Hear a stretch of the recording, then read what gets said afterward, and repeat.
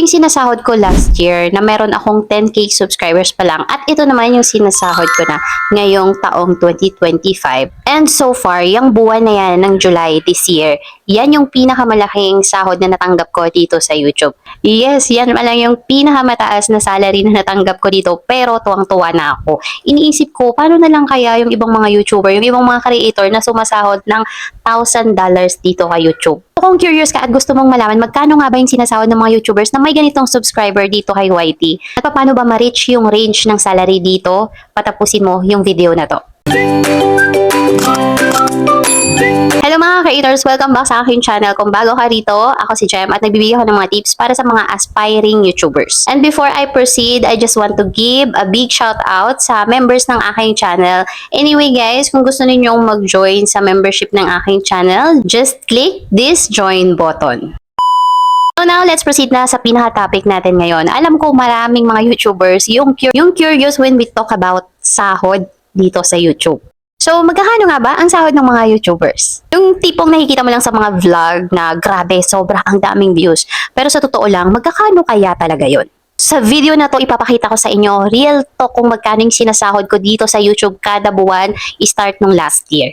Walang edit, walang filter. Kasama na rin dito kung paano mo to kayang simulan. Pero mga ma'am sir, bago ko muna i-reveal sa inyo yung exact amount, may mga bagay ka muna na dapat malaman kasi baka mabigla ka. Dito tayo sa part na dapat mong malaman na hindi lahat ng views ay pera. So dapat clear sa'yo yan bago ka pala mag-start dito sa YouTube na hindi porket ganito yung views is malaki na yung kita. 'Di ba? Una sa lahat, akala kasi ng iba basta may views, malaki na yung sahod.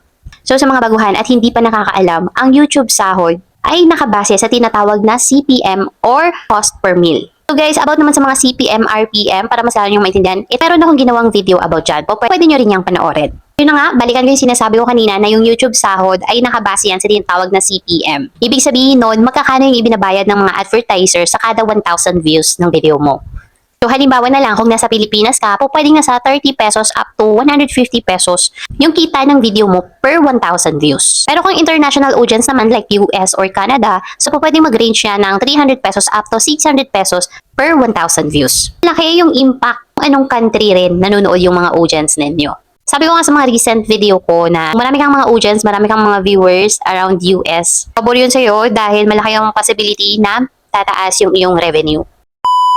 Sir, sa mga baguhan ha, hindi totoo yung 1 million views equal to 1 million pesos. Hindi totoo yun. Minsan nga yung 1 million views mo, equivalent lang yan to 10,000 pesos or baka mas maliit pa. And when it comes sa computation ng sahod, meron akong ginawang video niyan. Kung saan mas malilinawan kayo paano nga ba kinukompute yung ating revenue dito kay YT. So ilalagay ko na lang sa description din ng video na to para mapanood ninyo. So eto na. Magkakano nga ba yung kinikita ko dito sa channel ko na to? Okay, ayan, alam ko excited kayong malaman.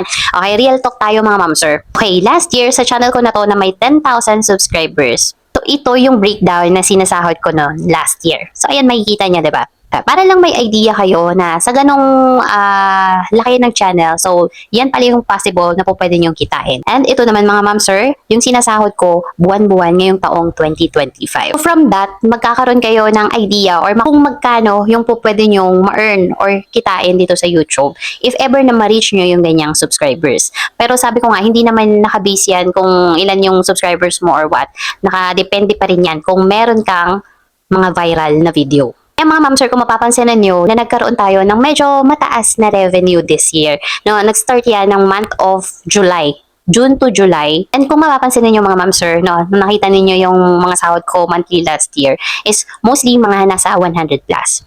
Ayan mga ma'am sir, nung month of July this year, June to July, so far, yan pa lang yung pinakamataas na sahod dito sa YT na natanggap ko. Actually, I know sa iba, maliit lang yan guys, compare sa sinasahod ng mga ibang mga creator dito sa YT. For me, ako, I'm so grateful, proud, and thankful din dahil alam ko sa sarili ko na ang hirap ma-reach yung payout na yan kung hindi ka consistent.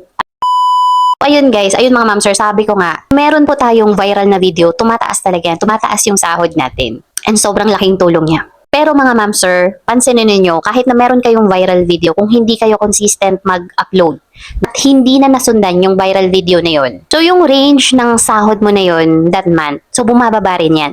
Kaya mga ma'am sir, ang masasabi ko lang sa inyo, gawa lang ng gawa ng content hanggang makagawa ka ng video na magbo-viral at consistency lang din talaga yung isa sa mga sikreto. Nga pala mga ma'am sir, sa sahod dito kay YouTube, hindi lahat yan is from ads, no, from ads revenue. Mostly, sabihin natin 80%, 80% ng earnings ko is from revenue ad. The rest na 20% is from super thanks, memberships, and sometimes sa shorts. Sometimes shorts bonus. As well as mga ma'am sir, kung makikita ninyo yung inyong analytics, kung papansinin ninyo, makikita ninyo, iba-iba rin yung kita kada bansa, kada country.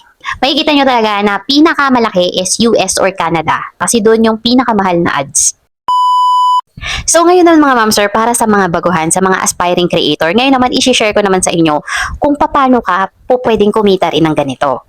Posible bang makasahod ka rin ng ganito? Yes, 100% posible. So ngayon baka itanong mo, paano ko ba magagawa yan? Okay, unang-una, ito lagi ko talagang ina-explain to, lagi kong inuulit-ulit to, time na nagbibigay ako ng mga tips for YouTube channels growth. Number one, mag-focus ka sa topic ng channel mo. Pag doon sa niche mo. Kung nag-uumpisa ka pa lang, o kaya na medyo dinidiscover mo pa kung aling content yung mag-work sa'yo. Pero habang tumatagal, dapat nalalaman mo na kung ano yung fit sa channel mo, kung saan nakikita mo na mag-grow yung iyong YouTube channel.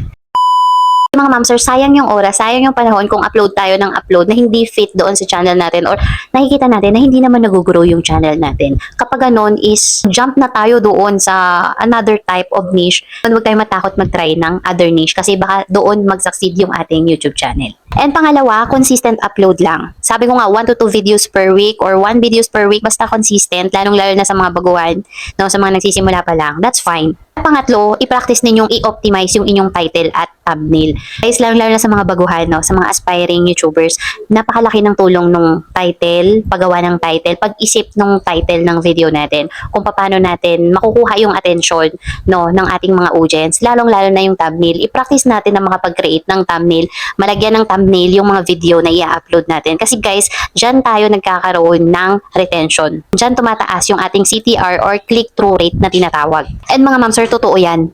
No?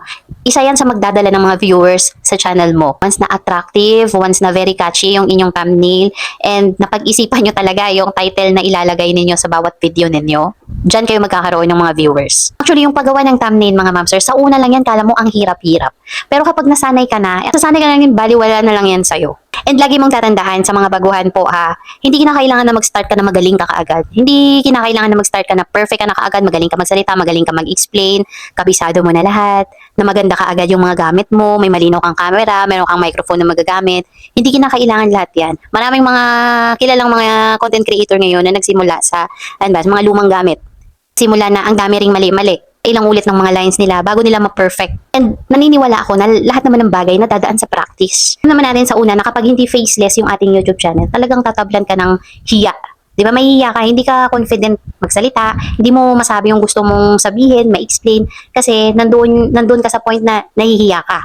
Pero mga ma'am sir, to be honest, ganyan na ganyan ako nung una. So habang tumatagal, habang pinapractice natin, diba, parang namamanhid na rin yung mukha natin na humarap sa camera at nasasanay na lang din tayo. So ayun, again, tip ko sa mga baguhan o sa mga aspiring YouTubers, kung nag-i-aim kayo na makasahod din or ma-reach yung ganitong sahod or mas mataas na sahod dito sa YouTube, tip number 1, i-aim natin na magkaroon tayo ng viral video. Wag natin i-aim na basta makapag-upload lang tayo ng video, makagawa lang tayo ng video. Yung tip ko sa inyo, i-aim natin paano tayo magkakaroon ng viral video. Actually, mga ma'am sir, ako hindi ko naman na-expect na yung isang video ko na yun, magkakaroon ng ganun kadaming views. First time ko nagkaroon ng video na ganun kalaki yung views. Hindi ko naman ini-expect na dadami yung views nun kasi parang normal lang sa akin yung mga explanation ko doon sa vlog na yun. As in, kwento ko lang naman paano ako nagsimula, paano ako nakasahod. Hindi ko inaasahan na marami yung may inspire sa video na yun. Siguro, very realistic lang yung dating ng video na yun, kaya marami yung nakarelate. Diba? At first naman, hindi naman talaga natin alam kung magbo-viral ba yung video natin na in-upload o hindi. Basta ang importante doon is binigay natin yung 100% best natin. kailangan pagsisisihan kasi alam mo sa sarili mo na binigay mo yung 100% best mo. Anyway guys, naniniwala naman ako doon sa one small step at a time. Ang importante naman doon is meron tayong progress. Always remember, small steps lead to big results. So ayun lang mga mamsir, I hope na inspired ko kayo kahit papaano dito sa video na to, lalong-lalo na yung mga nagsisimula pa lang na content creator dito sa YT. And sana nakatulong sa inyo yung video na to. If you think na nakatulong, please like and subscribe. At i-hit nyo na rin po yung ating notification bell para lagi po kayong updated sa mga tips na katulad nito. So ayun lang mga mamsir, have a nice day. Thank you for watching and see you in my next video. Bye po!